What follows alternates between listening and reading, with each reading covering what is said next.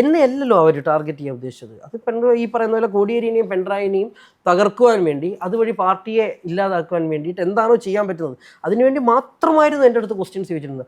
അതിന് ഞാൻ വഴങ്ങില്ല എന്ന് പൂർണ്ണമായി മനസ്സിലായതിനു ശേഷം എൻ്റെ വീട്ടിലേക്ക് റെയ്ഡ് നടത്തിയത്.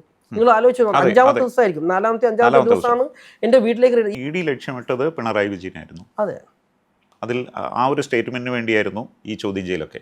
പൂർണ്ണമായിട്ടാണല്ലോ. ഞാനത് അച്ഛൻ്റെ അടുത്ത് എല്ലാ കാര്യങ്ങളും പറഞ്ഞിട്ടുണ്ട്. അച്ഛനത് പറഞ്ഞിട്ടുണ്ടാവുന്നുള്ളതാണ് ഇനി ഞാൻ വിശ്വസിക്കുന്നത് പിണറായി സാറിൻ്റെ അടുത്ത്. ഈ സ്റ്റേറ്റ്മെന്റ് അവർക്ക് ഇഷ്ടപ്പെട്ട, അവരാരെയോ ബ്ലെയിം ചെയ്തു, അല്ലെങ്കിൽ പിണറായി വിജയന്റെ പേര് എന്ന് പറയാം, അങ്ങനെ ഒരു സ്റ്റേറ്റ്മെന്റ് കിട്ടാത്തത് കൊണ്ട് ആ ഒപ്റ്റിമം സ്റ്റേജിലാണ് താങ്കളുടെ വീട് റെയ്ഡ് ചെയ്തത്. ആണ്, അത് ഞാൻ എൻ്റെ അടുത്ത് ഈ പറയുന്ന കാര്യങ്ങളൊക്കെ ഞാൻ വിശ്വസിക്കുന്നില്ല എന്നുള്ളതാണ്.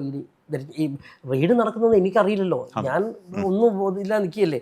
അപ്പം അവർ പറയാണ് അനാവശ്യമായിട്ടാണ് നിങ്ങൾ കോംപ്ലിക്കേറ്റ് ചെയ്യുന്നത്, നിങ്ങളുടെ വീട് ഇപ്പോൾ റെയ്ഡ് ചെയ്തുകൊണ്ടിരിക്കുകയാണ്, നിങ്ങളുടെ എൻ്റെ അമ്മയ്ക്കുള്ള അറസ്റ്റ് വാറണ്ട് എനിക്ക് കാണിച്ചു തരിക, എൻ്റെ ഭാര്യയ്ക്കുള്ള അറസ്റ്റ് വാറണ്ട് എഴുതിയിട്ട് എൻ്റെ മുമ്പിൽ കാണിച്ചു തരിക, അമ്മയും ഭാര്യേനെയും അറസ്റ്റ് ചെയ്യാൻ പോകുന്നു, നിങ്ങൾ അനാവശ്യമായിട്ട് അവരുടെ ജീവിതം കൂടി ഇല്ലാതാക്കാൻ പോകുന്നു.